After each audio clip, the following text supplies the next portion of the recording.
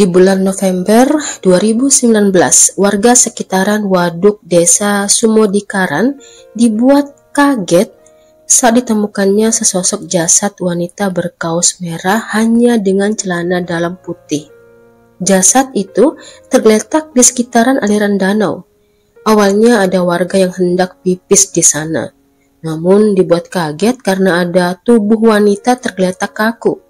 Saat dipastikan ternyata sudah tak bernyawa. Penemuan jasad itu pun disampaikan ke pihak kepolisian Bojonegoro.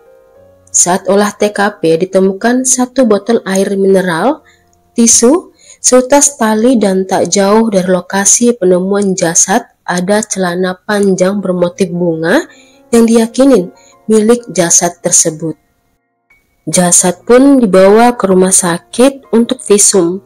Dari hasil visum dipastikan jika jasad wanita itu korban penghilangan nyawa dengan sadis, di mana ditemukan luka kekerasan di bagian wajah dengan benda tumpul dan ada bekas jeratan di leher.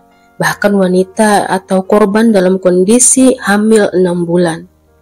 Setelah serangkaian pemeriksaan diketahuilah jika korban bernama Audatul Izah, kelahiran 1999, asal Bojonegoro, Jawa Timur, berstatus janda beranak satu, orang tuanya hanya petani. Lantas, bagaimana bisa korban menjadi korban kriminal dan siapa pelakunya?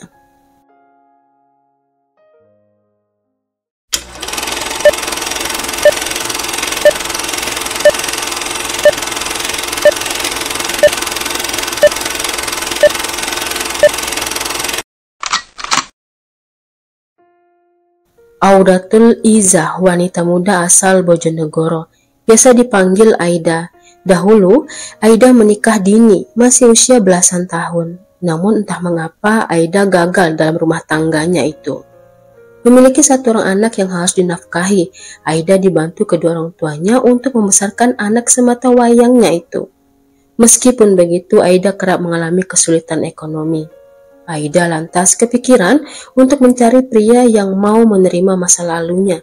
Dengan demikian, Aida dan anaknya bakal ada yang menafkahi. Berbagai cara Aida lakukan agar bisa ketemu jodoh barunya, termasuk di Facebook. Aida memang aktif dan punya komunitas di Facebook.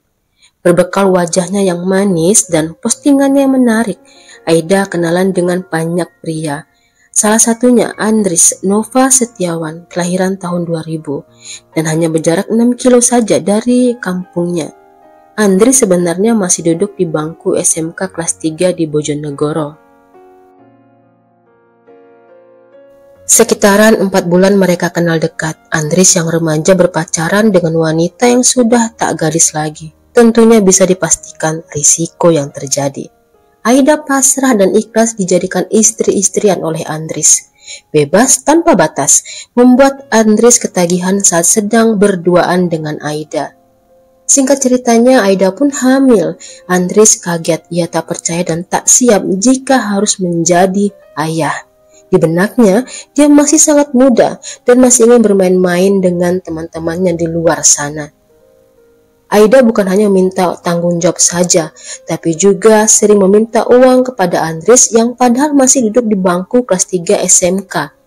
Andris sendiri bahkan masih minta uang dari orang tuanya. Andris benar-benar tak siap jika harus menikah dan menjadi ayah.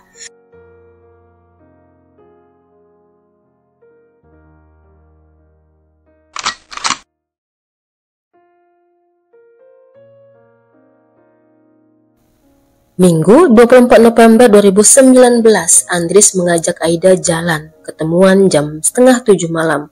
Aida kala itu izin ke ibunya untuk pergi latihan silat, lantas pergi naik motor untuk menjemput Andris. Setelah bertemu, Andrislah yang bawa motor Aida. Tanpa Aida ketahui, Andris sudah mempersiapkan miras dan seutas tali. Rencana jahat sudah Andris siapkan untuk Aida. Lelah keliling hingga langit gelap, Andris mengajak Aida singgah di waduk desa Sumodikaran. Di sana keduanya meminum minuman miras yang tadi Andri bawa. Bahkan keduanya kembali melepas rindu, layaknya suami istri. Setelah selesai, Aida kembali mengingatkan Andries jika dirinya sedang hamil dan meminta Andries agar mau memberikannya uang. Andries lantas marah. Rencana yang tadi pun nekat ia lanjutkan. Dari belakang Andries siapkan tali yang tadi dia bawa. Lantas Andries menyerang leher Aida. Aida sempat berontak, namun kalah tenaga dan akhirnya lemas.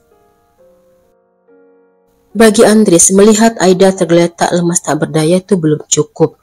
Ia pun kembali menyerang wajah Aida dengan benda keras dan tumpul yang ada di sana. Aida pun semakin tak berdaya, itu pun masih belum cukup. Andries mengambil tali yang tadi dan kembali menyerang leher Aida dan Aida pun meninggal. Setelahnya, Andries pergi begitu saja menaiki motor Aida, kemudian menghubungi temannya untuk menjemputnya di pinggir jalan. Sementara motor Aida ditinggal di tepi jalan begitu saja. Saat itu temannya sempat heran melihat tingkah Andries, namun enggan bertanya lebih dalam. Keesokan harinya lah jasad Aida tanpa sengaja ditemukan warga. Dalam proses penyidikan, keluarga Aida diperiksa, termasuk juga kawan-kawannya. Hingga tersebutlah nama Andries. Ketika Andries ditemui, Andries tak berkutik. Dia mengaku jika ialah pelakunya. Andries ditangkap di sebuah warung kopi di kampungnya. Saat ditanyai motifnya, Andries mengaku kesal karena dimintai pertanggungjawaban dan uang terus-menerus. Andries juga malu jika aibnya bakal diketahui teman-temannya. Persidangan pun digelar di tahun 2020, tepatnya di bulan Maret. Dalam persidangan, ibu korban mengaku jika malam itu ia sangat gelisah karena putrinya tak pulang-pulang setelah izin hendak latihan silat. Sedangkan ayah Aida mengaku tak ada firasat apa-apa karena pagi hingga siang ia di sawah dan setibanya di rumah ia sangat kelelahan dan tidur hingga pagi. Lantas bagaimana dengan Andries? Pemuda itu mengaku menyesal. Di bulan Maret 2020, Andries divonis 12 tahun penjara oleh pengadilan. Sedikit tambahan, saat visum Aida ditemukan dalam kondisi hamil 6 bulan. Namun pengakuan Andries, dirinya kenal Aida baru 4 bulan. Lantas benarkah Aida hamil anak Andries? Atau Andries hanya dijebak Aida? Andries sendiri sepertinya tidak begitu paham soal masa kehamilan Aida. Dan Andries mengakui jika memang ia sering melakukan hubungan lebih dengan Aida.